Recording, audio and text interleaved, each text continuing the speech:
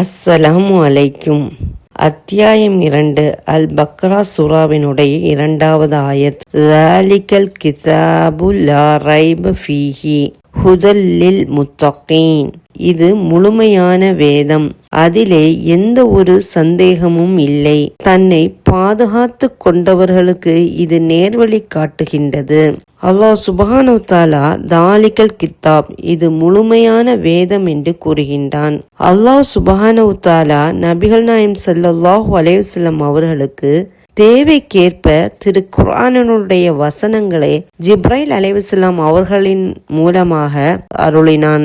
நபிகள் நாயகம் ஸல்லல்லாஹு அலைஹி வஸல்லம் அவர்கள் வஹி வந்தவுடன் தன்னுடைய தோழர்களை அழைத்து ஒரு எழுத்து கூட மாறாமல் அதனை எழுத செய்வார்கள். ஓலைகளிலும் ஒட்டக எலும்புகள், தோள்கள், மூங்கில் துண்டுகள், இலைகள் போன்ற பொருட்களில் திரு குர்ஆனுடைய வசனங்களை நபி தோழர்கள் பதிவு செய்து கொள்வார்கள். அது மட்டுமல்லாமல் அவற்றை நபி தோழர்கள் மனனமும் செய்து வைத்திருந்தார்கள். பின்னர் அனைத்து வசனங்களும் ஒன்று திரட்டப்பட்டு இன்று வரை நூல் வடிவில் பாதுகாக்கப்பட்டு வருகிறது.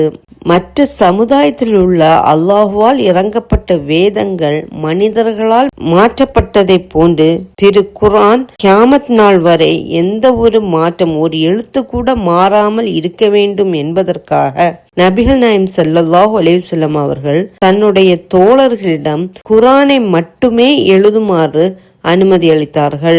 தான் சொல்கின்ற ஹதீஸ்களை எழுத வேண்டாம், குர்ஆனை மட்டும் எழுதுங்கள் என்று நபி தோழர்களுக்கு அண்ணல் நபி ஸல்லல்லாஹு அலைஹி வஸல்லம் அவர்கள் கட்டளையிட்டார்கள். அதனால்தான் திருக்குர்ஆன் ஒன்று மட்டும்தான் இறைவனால் அருளப்பட்ட அதே உருவத்தில் ஒரு எழுத்து கூட மாறாமல் முழுமையான வேதமாக இன்று வரை இருக்கின்றது. லா ரைப ஃபீஹி, இதிலே எந்த ஒரு சந்தேகமும் இல்லை.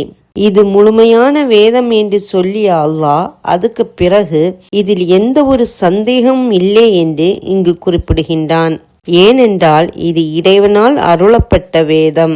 இதனுடைய கருத்துக்கள் ஒவ்வொன்றும் சத்தியமானவை. இது இறைவனிடமிருந்து வந்ததால் இதில் எந்த ஒரு சந்தேகமும் இல்லை என அல்லாஹ் சுப்ஹானஹு வ தஆலா இதில் உறுதியாக கூறுகின்றான். தம்மை பாதுகாத்து கொண்டவர்களுக்கு இது நேர்வழி காட்டுகின்றது என்று அடுத்ததாக அல்லாஹ் சுப்ஹானஹு வ தஆலா விவரிக்கின்றான். இது முழுமையான வேதம், இது இறைவனால் இறக்கப்பட்டது, இதில் எந்த ஒரு சந்தேகமும் இல்லை. இது யாருக்கு பயன்படும்? தன்னை பாதுகாத்து கொண்டு அல்லாஹ்விற்கு அஞ்சி நடக்குகின்ற மனிதருக்கு இது நேர்வழி காட்டக்கூடியது என அல்லாஹ் சுப்ஹானஹு வ தஆலா கூறுகின்றான். முத்தகீன்களுக்கு சில வரையறைகள் இருக்கின்றன. ஏக இறைவனுக்கு இணை வைப்பதிலிருந்து நீங்கிக் கொள்வதன் மூலம் நிரந்தர நரக வேதனையிலிருந்து மனிதன் தன்னை தற்காத்து கொள்வது தக்வாவாகும். ஏக இறைவனான அல்லாஹ்விற்கு இணை கற்பிப்பது மன்னிக்க முடியாத குற்றம். அந்த குற்றத்தில் இருந்து தன்னை காத்து கொள்கிறவனே முத்தகீன் ஆவான்.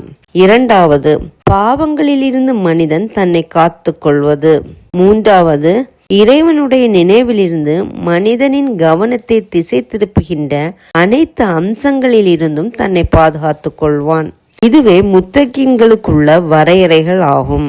இவர்களுக்கு இந்த வேதம் நேர்வழி காட்டுகின்றது என அல்லாஹ் சுப்ஹானஹு வ தஆலா இந்த ஆயத்தின் மூலமாக தெளிவாக கூறுகின்றான். அஸ்ஸலாமு அலைக்கும்.